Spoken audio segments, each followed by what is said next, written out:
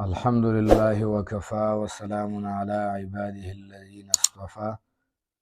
أما بعد فأعوذ بالله من الشيطان الرجيم. بسم الله الرحمن الرحيم. محترم مسلمانان ورونو، د حج مسائل روانو چې حج د الله د طرف نه په مسلمانانو باندې فرض دی، خو دا حج په هر چا باندې فرض نه دی. د دې دپاره څه شرایط دي. نننی ویډیو کې مونږ تاسو ته شرایط د حج بیانو چې حج به په چا باندې فرض وي. د هغې دپاره د شرایطو ضرورت دی. دویم نمبر د حج اقسام دي چې حج په 3 قسمه باندې. دا 2 مسائل انشاءالله نن بیانو. اول نمبر حج چې کوم دی فرض دی په مسلمان باندې، ځکه د اسلام احکامات صرف په مسلمان باندې دي، په کافر باندې د اسلام احکامات نشته دی. نو چې مسلمان او وسدار ورسره نو حج د بیت الله په تا باندې فرض دی.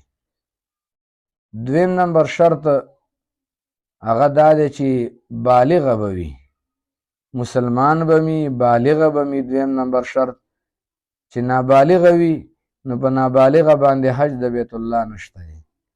که چېرته په حالت د ماشوموالي کې وکړلو حج او بیا غټ شلو او بیا یې مال او دولت ورسره و، نو هغه د ماشومتوب حج به د ده نه حسابېږي، بلکې به دا به دویم ځلي حج د بیت الله له ځي.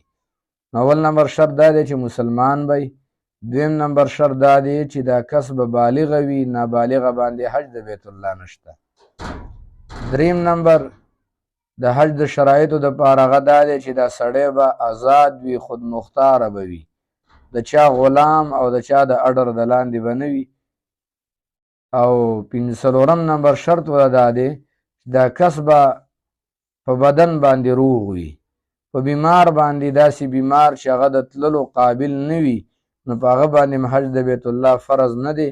لہذا وسداره دی، نو په هغه باندې دا ضروري ده چې هغه د ځان نه وصیت وکړي چې یاره که زه مړ شومه، روغ نه شومه، نو زما د طرف نه حج بیت الله دپاره څوک ولېږئ. 4 نمبر شرط وله دا و چې دا به په بدن باندې روغ وي. چې په بدن باندې روغ وي نو په ده باندې حج د بیت الله شته دی.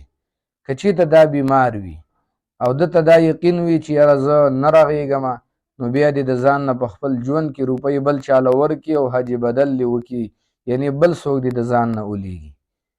او 5 نمبر شرط وله دا دی چې دا به مال دولت به د ده سره وي، دومره مال دولت چې د لارې تلو راتلو خرچې او ټیکټونه پې کېږي، او کور کې د ځان نه خپل اولاد دپاره روپۍ پرېږدي، د هغه راتګه پورې د خپل اولاد د خرچې روپۍ هم ورسره وي، نو دومره روپۍ به ورسره وي، هله چې کوم دی په ده باندې به حج د بیت الله کېږي.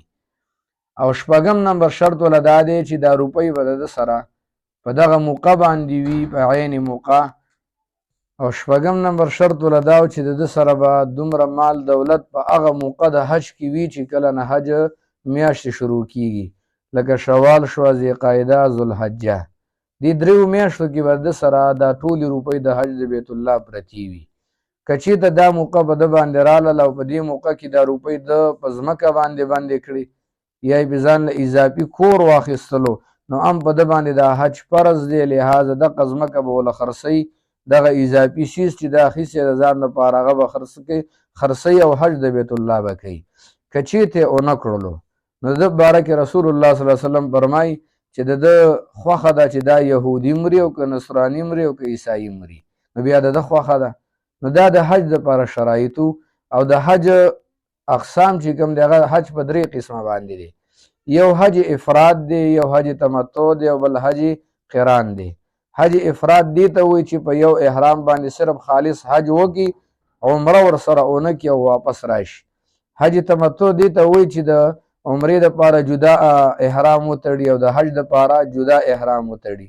او حج قران دی ته وایي چې په دقه یو احرام باندې عمره وکړي، دا سر ونه خرئ، نه حلق وکړي، نه قرباني وکړي، هېڅ هم ونه کړي، همدقه احرام کې پاتې شي او اخره کې بیا حج د بیت الله هغه هم ورسره وکړي.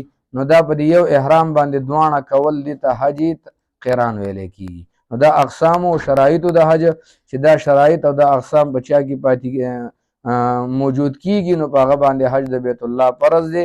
لہذا کوي نه کړل نو رسول الله صلی الله علیه وسلم فرمایي چې د خوښه ده که عیسایي مري که یهودي مري او که هر چا سره مري او یې د قیامت په ورځ به د خلکو په سب کې هم ودرېږي. واخر دعوانا الحمد لله رب العالمین.